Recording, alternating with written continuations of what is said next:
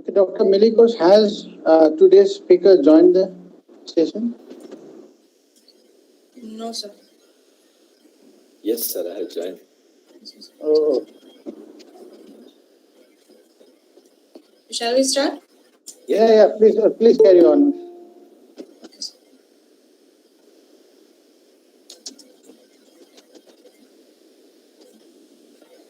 So, hello everyone. A warm welcome to all of you. Thank you for joining us today. Today is the second day of the third day international webinar on emerging trends in computational technologies, IWETCT, organized by Department of Computer Science and Application, University of North Bengal, in collaboration with IEEE CIS Kolkata chapter and Computer Society of India, Shiliguri chapter.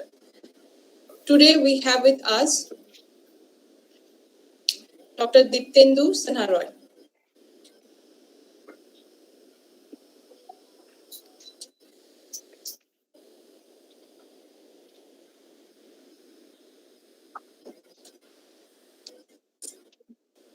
Now let me introduce the eminent speaker of our first technical session, Dr. Diptendu Sinha, Associate Professor, Department of Computer Science and Engineering, NIT Meghalaya. Diptendu Sinha received the PhD degree in engineering from the Birla Institute of Technology at Mehra, India in 2010. In 2016, he joined the Department of Computer Science and Engineering, National Institute of Technology, NIT Meghalaya, India, as an associate professor, where he has been serving as the chair of the Department of Computer Science and Engineering since January 2017. Prior to the NIT Meghalaya, he was with the Department of Computer Science and Engineering, National Institute of Science and Technology, Berhampur, India. His current research interests include software reliability, distributed and cloud computing, and IoT, specifically applications of artificial intelligence and machine learning for smart integrated systems. Dr. Roy is a member of the IEEE Computer Society. The title of his today's talk is Distributed Computing Practices in the IoT Era. Now I would request Dr. Roy to take over the technical session. Over to you, sir. Thank you very much, Dr. Ghosh, for the kind introduction. So it's a wonderful privilege for me to share with the participants my exposure to this particular topic, which is very pertinent to the area of my research, is distributed computing. So thank you very much for the introduction. Just please confirm before I formally start whether my screen is visible. Yes, sir. Okay, great. So let us keep it short. I would the topics that I will be covering mostly are this distributed computing paradigms. Based on I'm not somehow or the other I thought I would be keeping this thing, what do you call that, a graphics pad handy. Somehow or the other I left out, I forgot my main thing, the pen in my office. So I don't have that. So probably I might have to go back to certain internet resources, search and do that. Anyway, so what I thought, looking at the topic of this webinar being the different emerging trends in computational technologies, so I thought it would be good for the participants to have a what do you call that, overview of what type of different technologies are currently being used, okay, by the industry, ideally in the industry, and for a few use cases that I thought would be beneficial. Okay, so in this age and time where machine-to-machine communications, okay, that has become very, very prominent. So there has been protocols for seamlessly integrating the devices that talk to each other without any intervention. Okay, one very, very common example that many of us are using currently with the with the focus of fitness. Okay, there has been a lot of focus over the past 2-3 years, maybe. People have many of us are using Fitbands and all. So where we get all the devices, all our, we don't have to carry the phones which are heavier and bigger in size while we are jogging and all, because we are all fitness conscious nowadays. At least that has been a general trend. Some of us like me might not be so. So that is one area. So this is one example that we can relate to. Okay, because I have used the term machine-to-machine communication, seamless integration between the devices. This is one area that you can appreciate. We don't carry our mobiles, so we do our daily activities, go on doing that. The Fitbands, they do pick up all those through the sensors that they have. They pick up all the different activities, record them, but they have very limited capabilities in terms of memory storage and all. And they keep on pushing them to our mobile phones. Okay, so one example. So this is not a very good example of an IoT. Let me just introduce the topic. Actually, that is what I'm doing. So IoT standing for the Internet of Things is something like that, where a large number of devices which are there for different purposes, ranging from sensors to actuators to a wide variety of other things as well. So they can communicate with each other and giving us basically for our convenience, the convenience of human life. Okay, so this has been an area of prime research focus. Many people have been working. So the range of applications that people are conceiving, okay, over the past decade or so, since this term IoT has come to prominence, that is very wide range. Okay, a very wide range of applications has been thought. As simple as starting with as simple applications like these Fitbands, whatever I explained. So where you have a watch, smart bands or Fitbands, whatever we call. So they have a number of sensors. Those sensors pick up the different physical parameters they measure, push it to keep them stored in our wristbands. And then if it finds that within its Bluetooth, and usually it is the Bluetooth mode which is through which these Fitbands popularly they communicate. So they communicate to our mobiles. So this doesn't make a proper Internet of Things. However, a decent sized Internet of Things applications would require actually not just one watch. So maybe you can think of it. So everything is up to what do you say? There is a saying, it's up to the beholder, the person who sees. So for an application developer's perspective, so it's up to us, up to the application developer who can think of any possible combination. So you can think of applications which are being developed just like that. In an area of, let us say, 1 kilometer within the city, all the people who are having such devices, which are like smartwatches. So if you can have the data corresponding to all of them, you can think of some application or the other. So that can give you some idea. Okay. Somebody can pick up. So these are simple applications. This simple watch, this is so simple, we won't probably categorize as an IoT application. And a proper IoT application would require some amount of decent amount of storage and memory requirements, a lot of computation requirements as well. Okay. I'm sure you must have heard of those, that term, particularly smart cities and all. Okay, so basically where the cities, like any of the cities you can think of, so the resources of the cities are limited, but in cities, particularly big cities like Kolkata, maybe Siliguri, so the number of people that uses those facilities are much more than the city can actually have. Okay, like for example, the roads, the public transport facilities.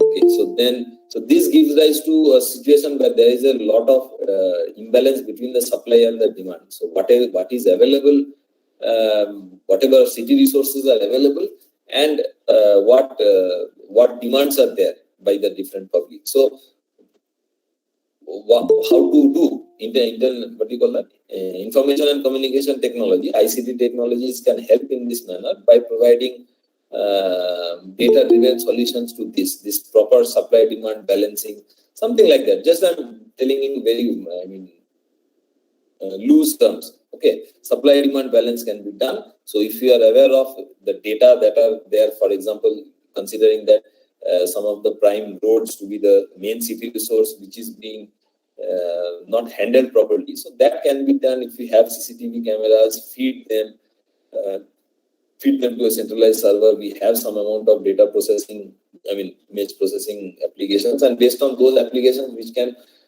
we can find out some intelligent application or the other, which would give a customer a probable idea which would be the best route from a point A to another point B at certain points in time.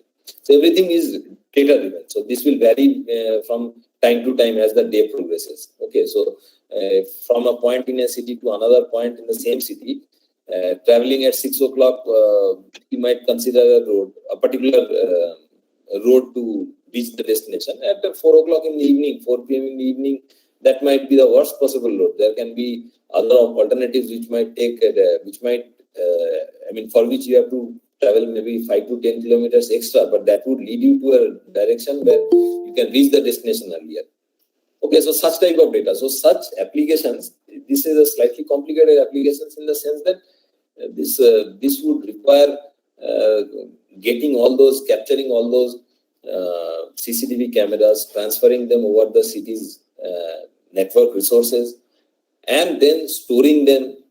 Okay, so storing them somewhere, because naturally you can understand with just a proper resolution, decent amount of if you consider the cameras having decent resolution, so it will probably take 1 GB of data per hour. So for a city's, to consider the city's resources, primary roads, even that might take 20, 30, 40 different cameras at different important junctions. So feed them, handling them, and giving a response in the sense that whenever you use your Google map and try to find out the distance between A and B, like trying to find out the routes from ROUTES, the routes between point A and point B.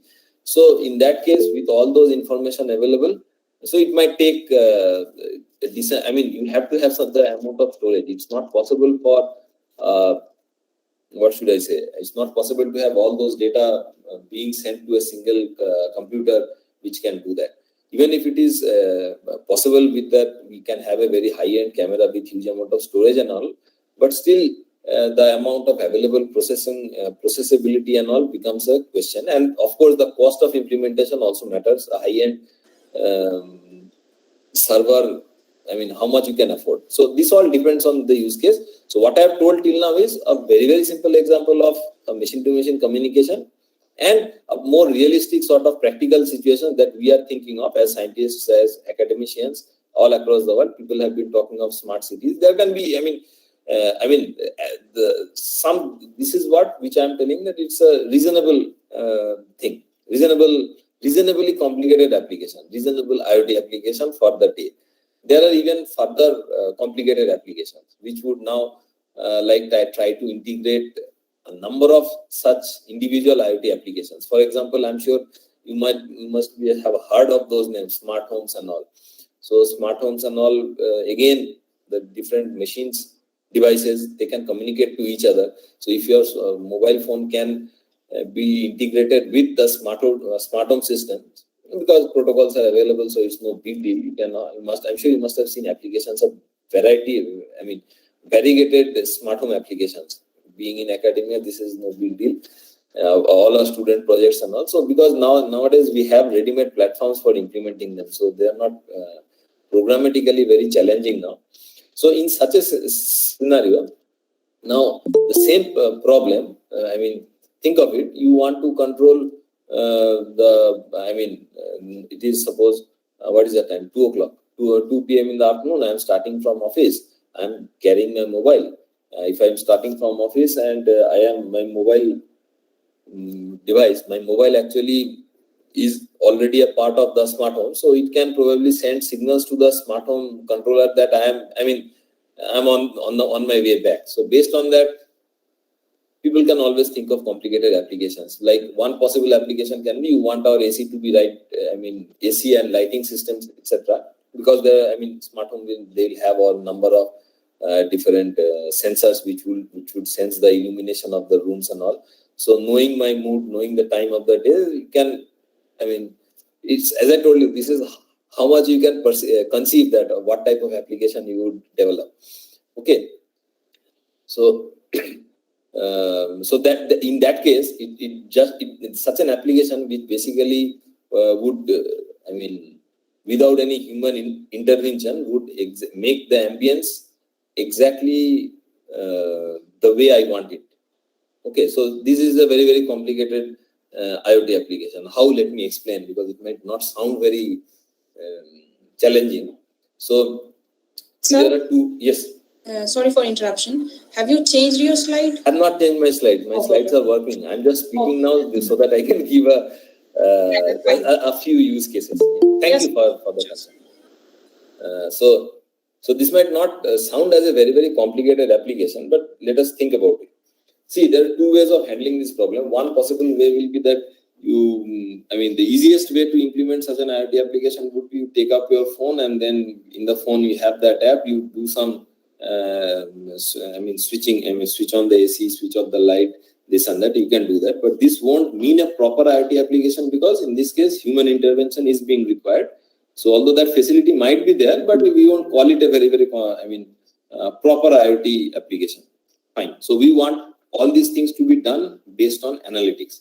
Okay. So you start from your office, your phone's location, what do you call that? The location,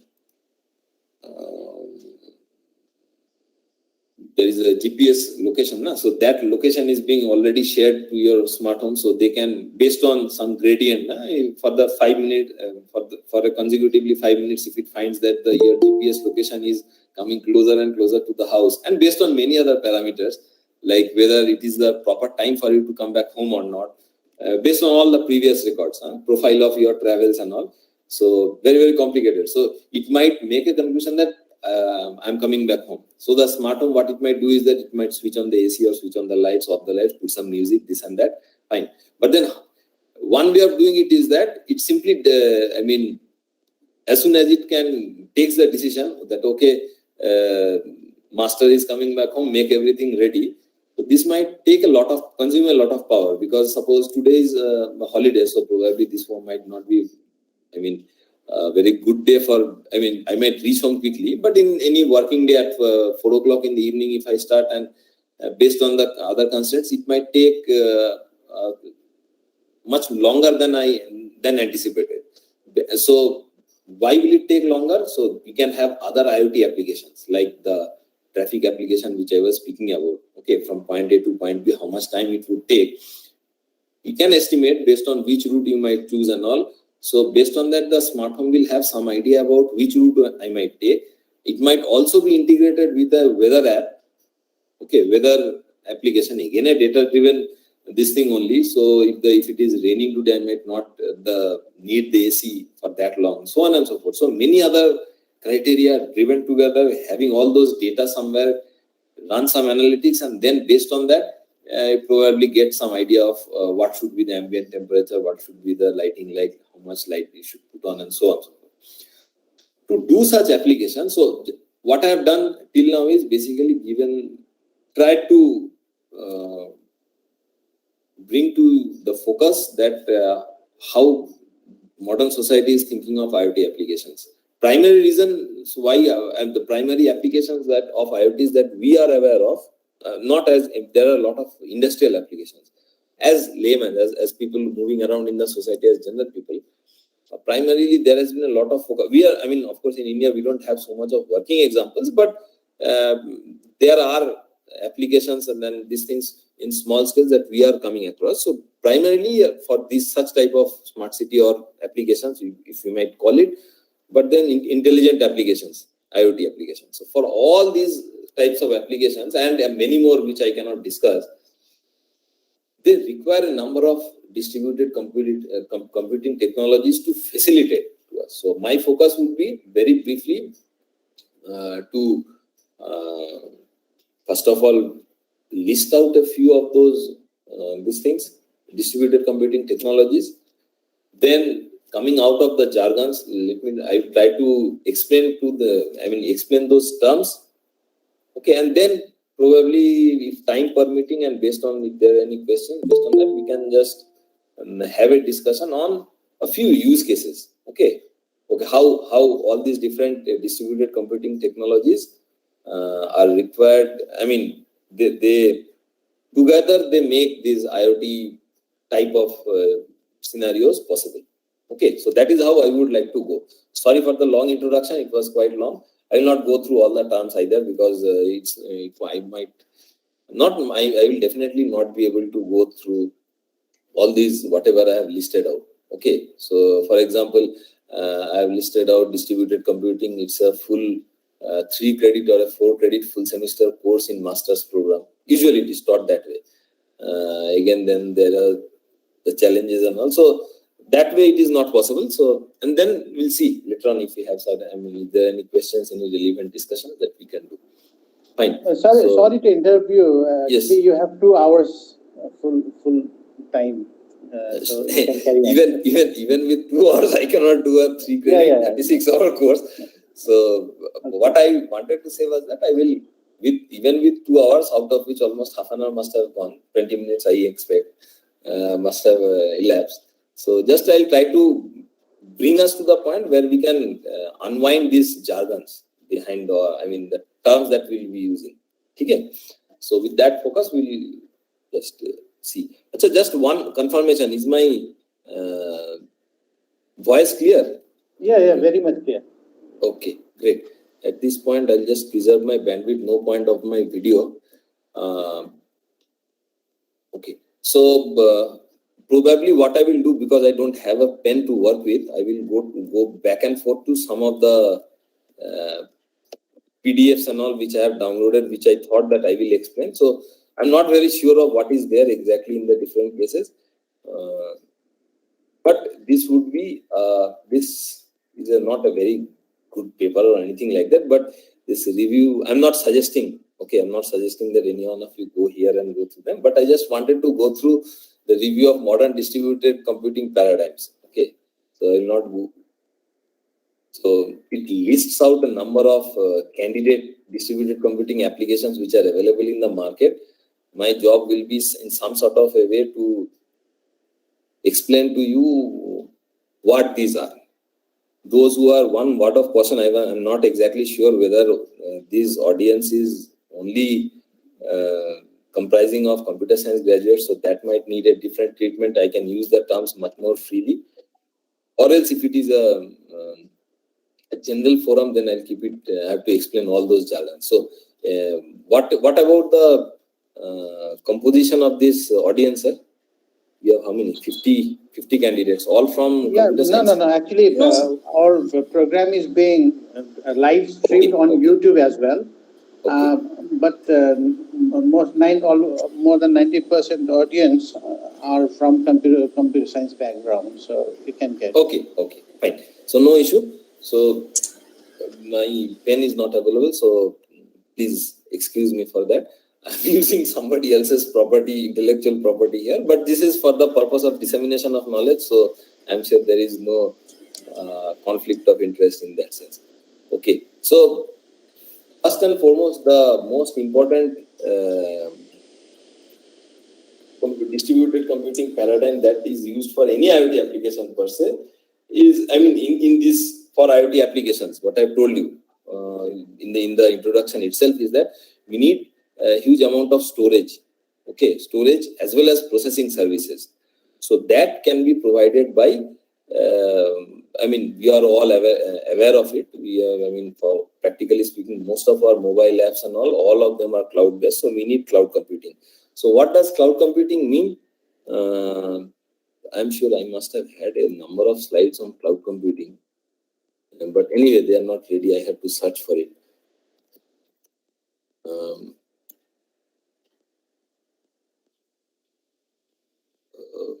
No, it's not a good idea to search it live. Not required. So cloud computing provides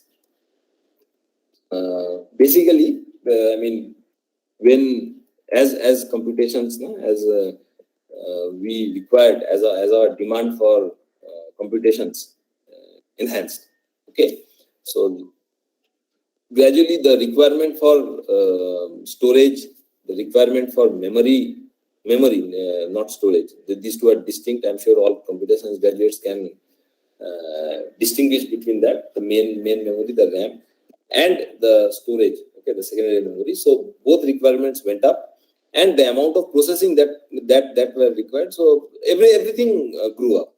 Why? Because the primary reason which drove this trend of excessive amount of processing and this thing was the size of integrated chips, the VLSI technology. So it has made everything so compact and small that we can house what in 2000 probably when I was in my undergraduate studies, when I had the first desktop 2004-5 around that time. So my desktop, the amount of processing capacity and memory capacity it had, I probably have 3 times more capacities in this mobile which I am holding in my hand right now. Okay, so things have the scaled to that extent where the VLSI technology and the different IC fabrication technologies have moved at such rapid pace. So this has given us unthinkable, tremendous amount of miniaturization. So now devices are capable of having so much of processing and all. With that, once those facilities were, once we did not have those facilities, we could not think of applications, any applications which could do any further. I'm sure those who have studied operating systems and all, when IT, in those days, we had I'm forgetting those terms. For memory, in memory management, the operating system used a number of techniques. Okay, so for freeing the memory and all. I forgot many of those technologies, the names actually. So just to say, you're talking about defragmentation or compaction. Defragmentation, that is for storage. That is for second. Yeah, segmentation and all, exactly. Yeah. So how much space does it save? So we are talking of a few kilobytes and all. Okay, so that is what we study in operating systems course and all. So that is immaterial nowadays. Again, while processing also, many times, memory management was, those who have done programming in those days, we will be able to appreciate it. We used to free our spaces, and as soon as memory allocation was done, immediately you free up in C programming. We used to do the memory deallocation and all immediately after we used those data structures. So the point here is that was the criteria, because availability was so less.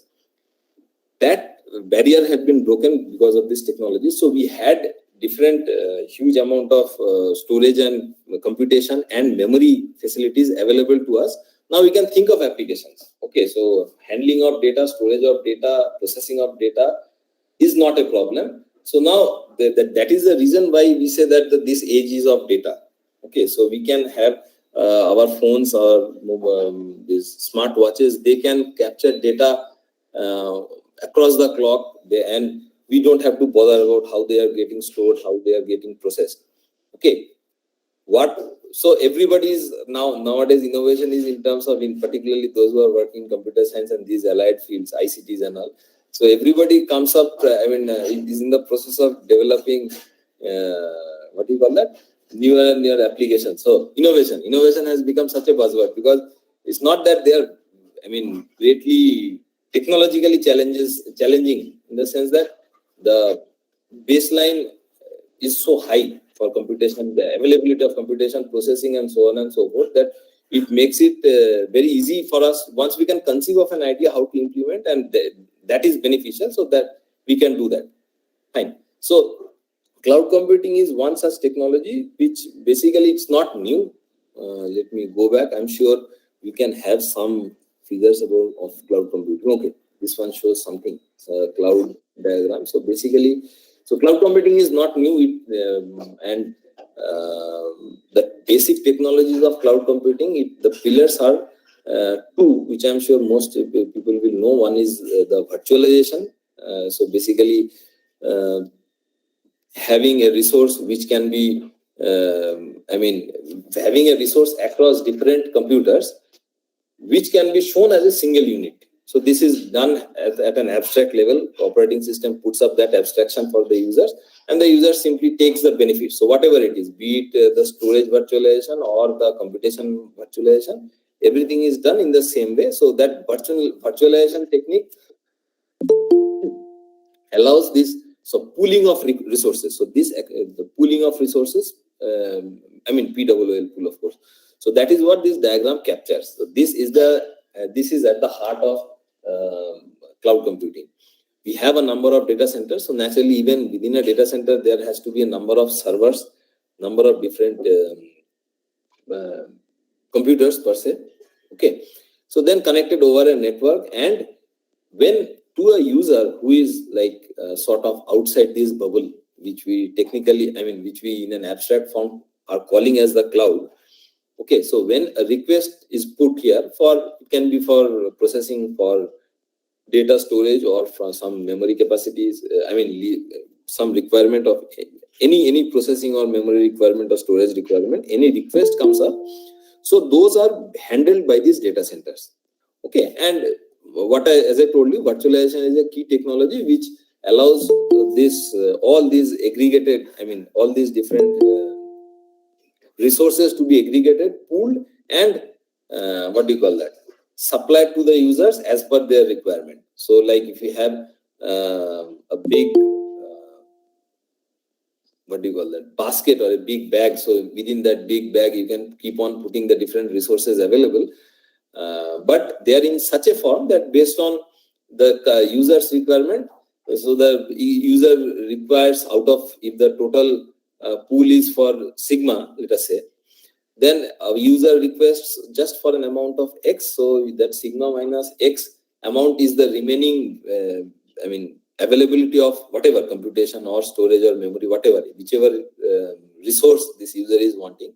So the remaining amount stays here, and that much, as per the user's request, only that much is given. Okay, so this is what is philosophically what cloud computing is. This is nothing new. It stands on many other distributed computing paradigms as well. So naturally, at the core end, at the base end, it is those RPC and RMI capabilities which are at the heart of any distributed computing. So remote, where RPC stands for remote procedure calls, basically where a user, through his request, through a particular an application program, or what we call an app nowadays. So through that, it can spawn some response from any of these data centers, which you can think of them as computers. Okay, so spawn a response in the sense that it puts up a request that if that request is being handled by this particular data center, let us say 3. So this data center 3 will give back the service if it is a request for any resource. So that much amount of resource will be given in that bundle form. So exactly as per the requirement. So it is not that the data center, if it is having this figure, it shows that it has 6 boxes. So let us assume that 6 servers. It is not that this data center is, this user is getting access to at least one full server per se. It doesn't happen. If it requires very small quantity. So this is done exactly the way, I'm sure everybody is aware of how Linux works, and Linux operating system pools resources. So for CPU virtualization, it is nothing more than cycle sharing, basically. Okay, so time sharing. Okay, so for users, so if there are n number of processes which are there running, so user request here, if it is for a computation, of course, if that is the request, so that is what we are discussing, CPU sharing. So similarly, there will be many other users who all will be requesting to the different data centers. So they will be attended individually as per their requirements. So for CPU, how do we share? So if the total CPU time, let us say, is n, and based on their requests, so if somebody's request is of greater quantum, they get a greater share of the CPU timing. Okay, so they are all that n cycles, so that is being divided. And I'm sure you must have, those who have studied such operating systems, so there are different ways of assigning this. You can do it proportionately, and there are different reverse proportionately, many other policies. Okay, so this technology is already there. What about memory? Memory sharing. So memory sharing is even much more easier. Okay, it uses the concept of, I don't know whether you have heard of not, memory ballooning. So memory management is much more easier for the operating system, because if you remember, in operating systems, whenever a process is assigned, whenever a process is created, so some amount of memory is allocated, and that memory is kept within something that we technically call as the process control block. So for every process, there is a table which says that what is the starting within the memory, what is the starting address, what is the ending address of that memory. So within that, exclusive access is given, exclusive right is given for that particular process. It can read, it can write. Other processes can't. So basically, whenever a user here requests for some amount of memory, similarly there will be many other users. All of them will be putting up their corresponding requests for memory. Okay, so then how the data center management is done? It's basically simply, how does cloud computing manage it? Simply by maintaining a few pointers here and there. So for every user, it can have simplest way is that it can have 2 pointers at most, starting address and ending address, and accesses are given based on the roles and rights. So if this user has a right for particular process, so within its domain of freedom, it can access any memory. Any other users are not given the access. So this is exactly the way that when we use our mailboxes, Gmail, for example, Gmail provides a cloud-based mailing services for all of us. So all of our email and their corresponding data, individual data, they are all stored in Gmail's servers only. Okay, in Google's servers only. So how do they differ? So you can just conceptually think it like it's as simple as that. Whenever I log in with my ID and my password, so there is a space. Let us say Google provides 15 GB. So it starting address and ending address, within the scope of those 15 GB, nobody else has any access. So simple like that. So now these facilities were all available, whatever I've talked of. So using virtualization technology, this sharing of memory, sharing of computing resources, okay, so processing, sharing of storage, just I elaborated a bit so that you can relate to these things. So these were all available prior to cloud computing also. I'm not sure whether this paper introduces that term. Yeah, it has this called grid computing. So basically what we say is that utility computing. So the term utility comes from certain services that we use in any, for example, electricity. At least electricity it's called an utility because of the model in which it is delivered. So electricity is generated in the generating stations, thermal power plants or hydro power plants, doesn't matter. Put to the grid, the energy itself is passed on, put to the transmitting units, okay, transmission lines we call them, put there, and then based on our requirement. So if for powering this laptop, if I require a 12-volt this thing, so that adapter I place it and put it to a plug, and the requisite amount of energy, whatever is required by my device, so that I draw from that from the same plug. So if I am plugging heavier device means a device for which the power requirement is much more. So for example, my toaster or my heater or my geyser, anything. So all of them are entitled to work on from the same this thing. The modality is the same. You just have to plug your device to an electric socket, and it will draw power as per its requirement. And the important point that gets added here is that you pay for only as much of energy as you consume. So electrical energy in modern days, on these AC grids. So this is an utility. Similarly, in cities and all where water are provided through supply lines, so water becomes an utility. So this is water is provided to you through supply lines. As much as water is required, you simply have to open the tap and consume it. Okay, so like for which you can be built. So you can have a meter which will just like our electrical meters. So you can have a meter which keeps track of how much of electricity you are consuming. Similarly, how much of water you are consuming. In some cities, they are there, not in all cities, where those cylinders are given. But gas is also a cooking gas. Cooking gas is also provided as a service. So these are as an utility. So these are called utilities, okay, in modern society. So this was a vision like that in somewhere in the 70s only people started envisioning that we can in one day we can have computations or computers being provided like as rented service or services or as utilities. So we'll have that is what is happening nowadays. So more or less. So you have our wireless these things, broadband, what do you call that, access points and all. So you sit there in your house, you use based on the data amount of data that you are using, you have to pay some amount of money for it. Okay, but it is provided in such a way over such universally, more or less, not exactly.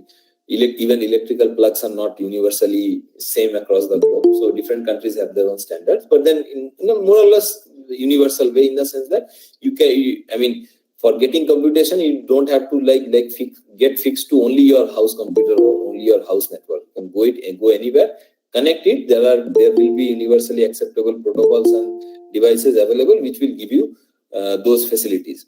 Okay, computation itself. So don't get me wrong. I'm not taking this network example, the broadband example might confuse you. So that was not the point. The point was that an example of cloud computing per se is your Google service. So if you want to go log into your Google Gmail, you don't have to rely on your computer or any specific configuration. You get your connection from anywhere in the world, connect to Google's server, log into the Google server to your account through your user credentials, and then you have access to exactly what you wanted. So this is an example of a mail server. It can happen. There are many other services which are provided just like services. So these services based things. So Gmail is your email service which is being provided. There are many other services. There are services like where you can rent out the amount of CPU capacity, CPU processing capacity. So that you can hire over the internet, use it, run your programs. I'm sure you must have different people have different exposures to it, but you get the idea. Utility-based payment. So the only part that, in fact, grid computing encompass this term. Grid computing actually encompassed most of these facilities, apart from the fact that grid computing, based on the age and time, it was mostly practiced, envisioned to be within the boundary of a single enterprise. Okay, whereas cloud computing, the new name had to be given to add on the idea that you can do cross enterprise. So across different enterprise. So practically speaking, anybody can connect to a cloud service and use those services. Okay, like Google's Gmail is an example of Google's mail service. So there are many softwares which can be used. As services like that. So there are public services, and there can also be like private services where you keep certain services which you want to give it to certain subgroup of users only, not openly to everybody, not like the way Google does it. Okay, so that's more or less like cloud computing. So how does cloud computing help us in this IoT era? So we have, because there are many the cloud computing technology has more or less come to its mature stage, where we have the market is full of many cloud providers, many cloud storage services. So when we think of a new IoT service, so we don't have to build all these IoT services and integrate them to the clouds. So that headache is not. So this is the advantage that comes across with maturity. Once a technological field matures, so we get the proof of maturity is that there are many available solutions available to the market, and based on the pros and cons of each of them, the users can have a wide basket of options to choose from.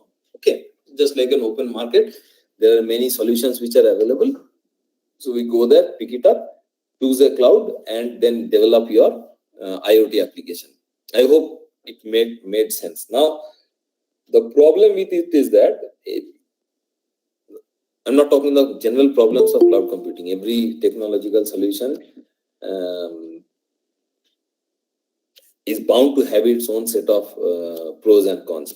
Okay, so in other words, there is a phrase in English which says that there is no silver bullet. So you can't have one technological solution which can solve all possible problems. Okay, so there are many varieties of related solutions. Even for when we talk of the cloud domain, even there are many solutions.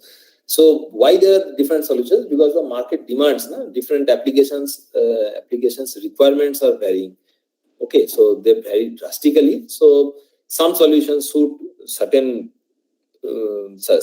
options from the market. Some application requirements don't suit those variants. Okay, pros and cons are always there, but the general, as time is passing, as we are going for more and more sophisticated, as we are able to conceive more and more sophisticated applications, what is happening on the interesting front is that we now realized, although cloud computing gives us a wonderful advantages in the sense that it gives us, practically speaking, for all practical purposes, infinite amount of storage capacity and processing capacities at our disposal. You just have to choose what type of computing facility you want, whether you want to execute your processors on a CPU or a GPU, and with 10 cores, 20 cores, 40 cores. You don't have to bother. This was unthinkable even a few years back.